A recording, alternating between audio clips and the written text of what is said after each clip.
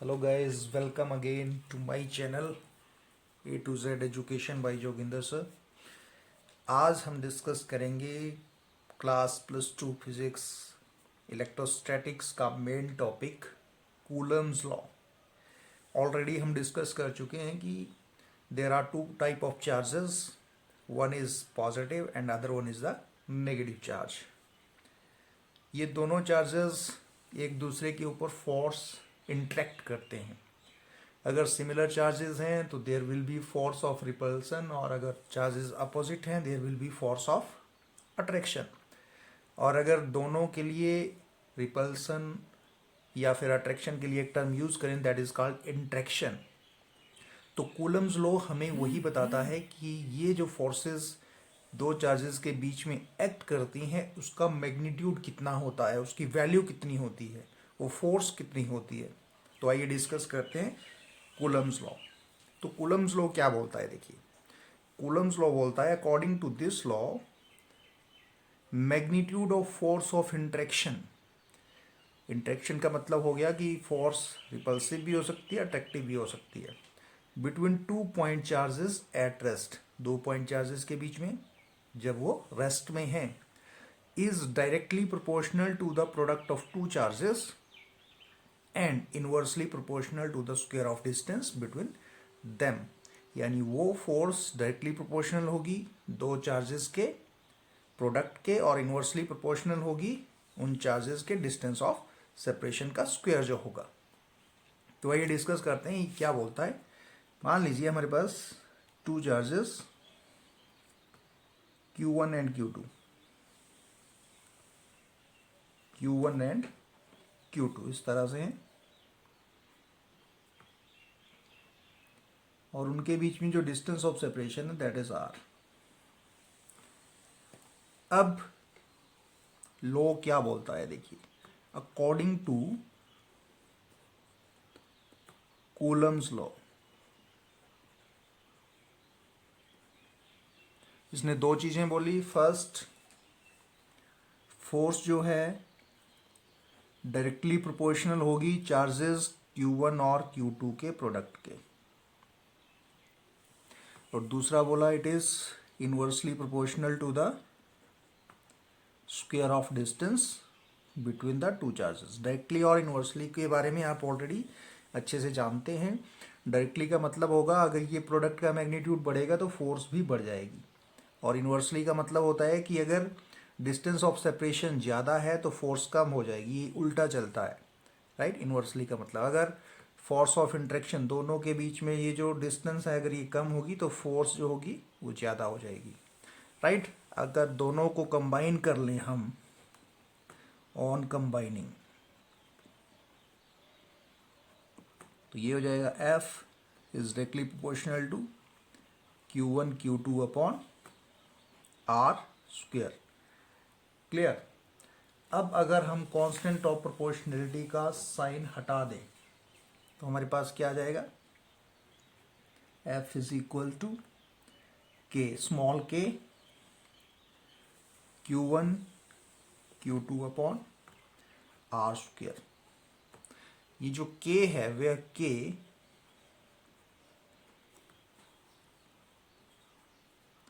Is constant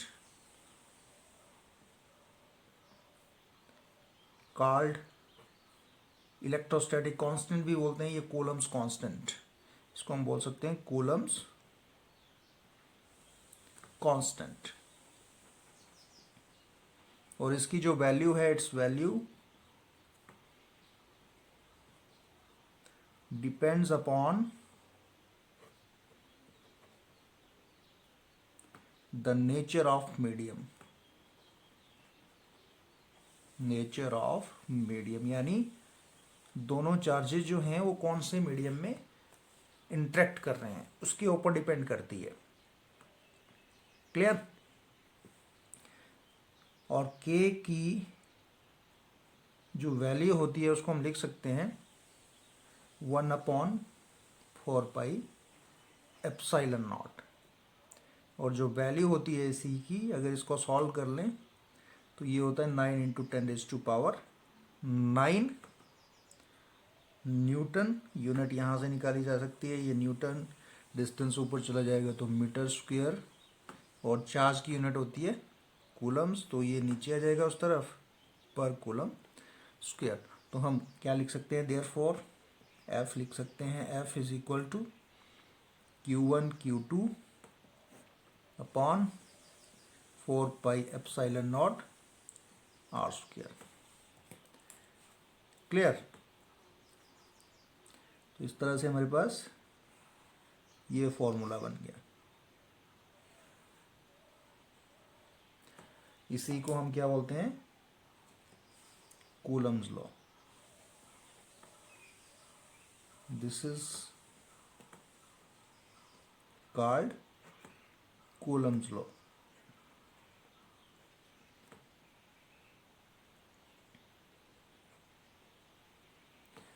अब बात कर लेते हैं, इसमें एक टर्म आ रही है हमारे पास एप्सिलॉन नॉट। ये एप्सिलॉन नॉट क्या है, वेयर एप्सिलॉन नॉट बोलते हैं इसको, is called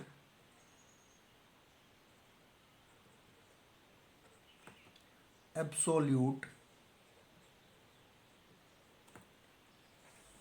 electrical permittivity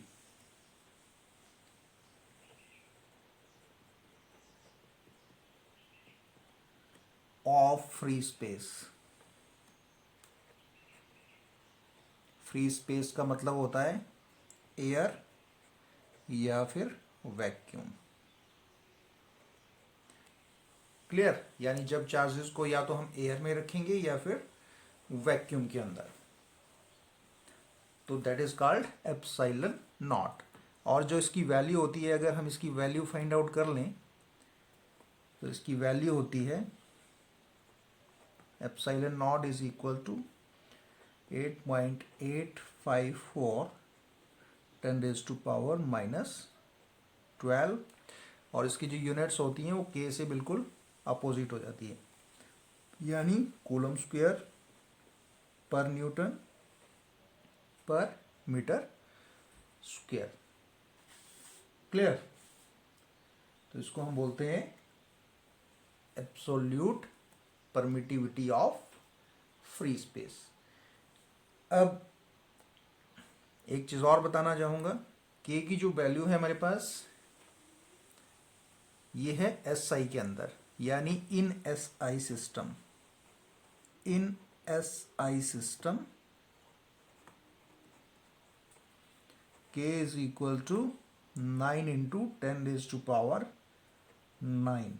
Newton metre square पर किलोग्राम पर कूलम स्क्वायर। और अगर इसी वैल्यू को हम सीजीएस सिस्टम में लेते हैं, इन सीजीएस, तो इसकी वैल्यू होती है 1, याद रखना है, इट इज इक्वल टू 1। अब डिस्कस कर लेते हैं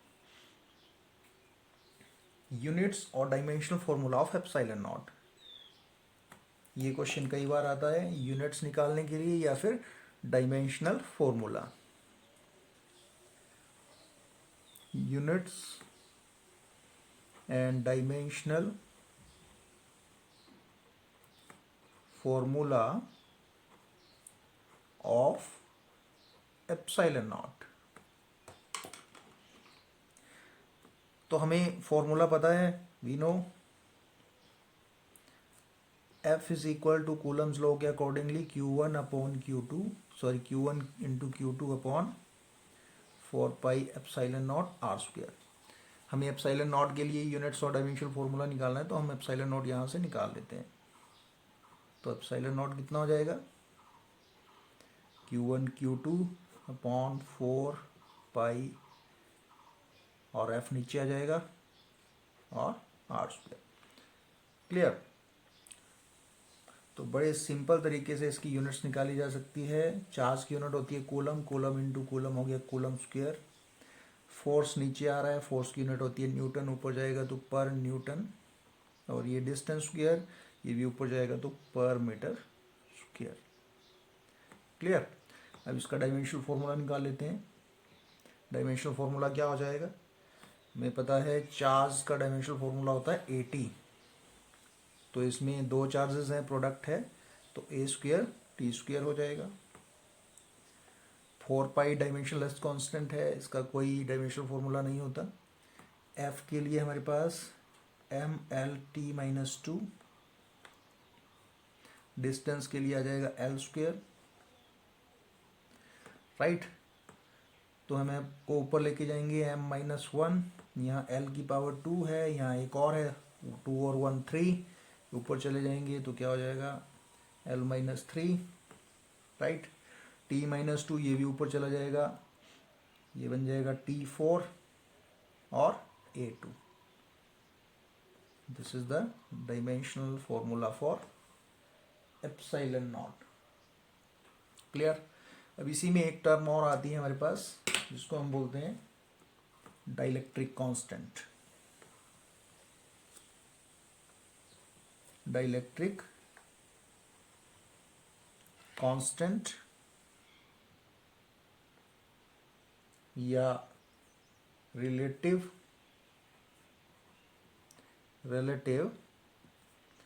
इलेक्ट्रिकल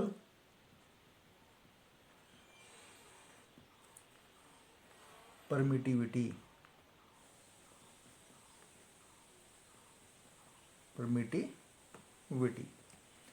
अब ये क्या टर्म है, इसको डिस्कस करते हैं। डाइलेक्ट्रिक कांस्टेंट या रिलेटिव इलेक्ट्रिकल परमिटिविटी एक ही टर्म है, इसको डिफाइन करते हैं। इसको भी हम के से रिप्रेजेंट करते हैं, लेकिन इसमें कैपिटल के यूज करेंगे, कैपिटल के। कूलम्स कांस्टेंट के लिए स्मॉल के याद रखना है। तो डाइलेक्ट्रिक कांस्टेंट क्या होता है, डिफाइन कर लेते हैं। It is defined as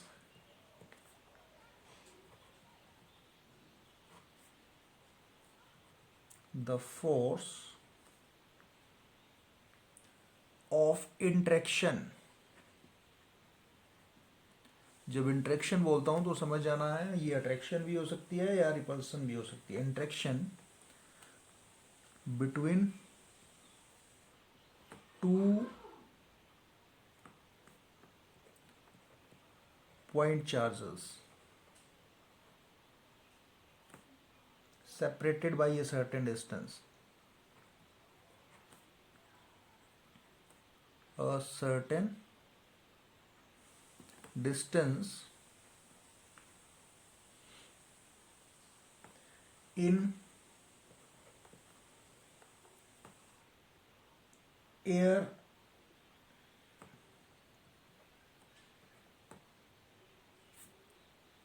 oblique vacuum. Actually it is defined as the ratio, यहाँ मैं भूल गया, the ratio of, it is the ratio of force of interaction between 2 point charges separated by a certain distance in air or vacuum to the force of interaction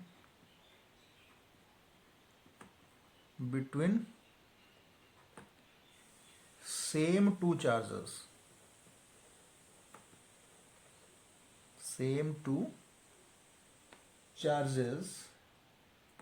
held the same distance,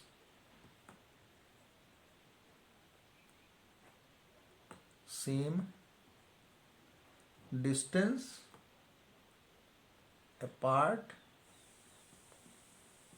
in the medium. अब देखिए definition क्या है। It is the ratio of force of interaction between the 2 point charges separated by a certain distance in air oblique vacuum to the force of interaction between the same 2 charges held the same distance apart in medium. यानी ये ratio है जब दोनों charges को हम air या vacuum में रखते हैं, या फोर्सेस का वो रेशो जब दोनों चार्जेस एयर या वैक्यूम के अलावा किसी और मीडियम में रखे जाएं।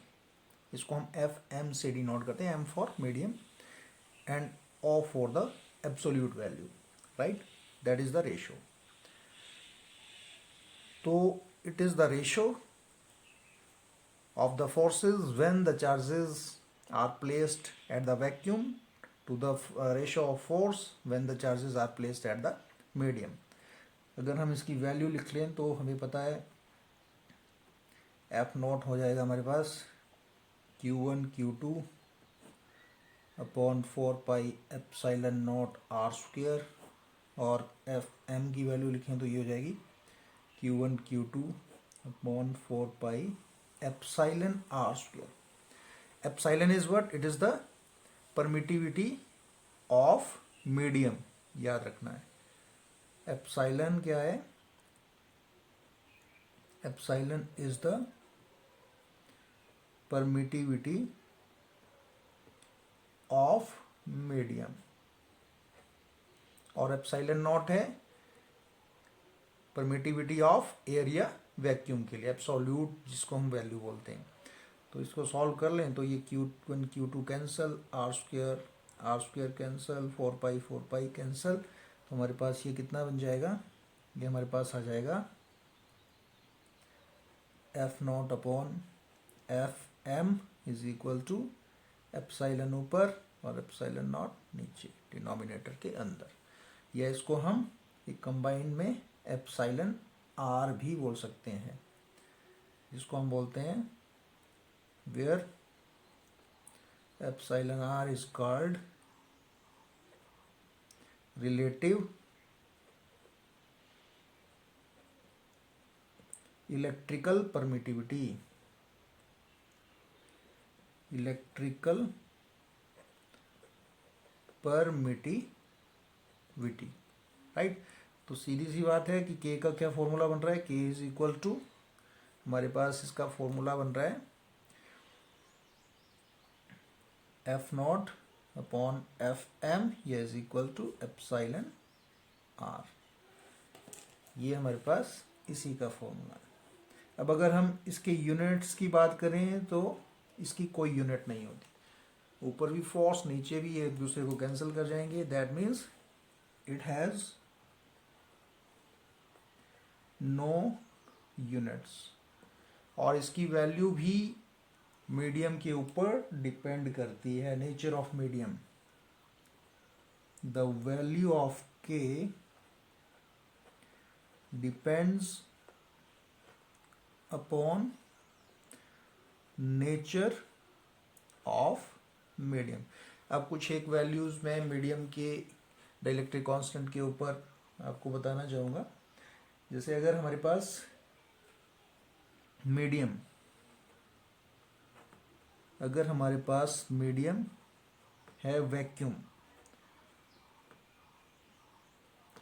मीडियम अगर वैक्यूम है तो इसकी वैल्यू होती है हमारे पास, के की वैल्यू होती है 1.00005 टाइम्स 0, 1.00000.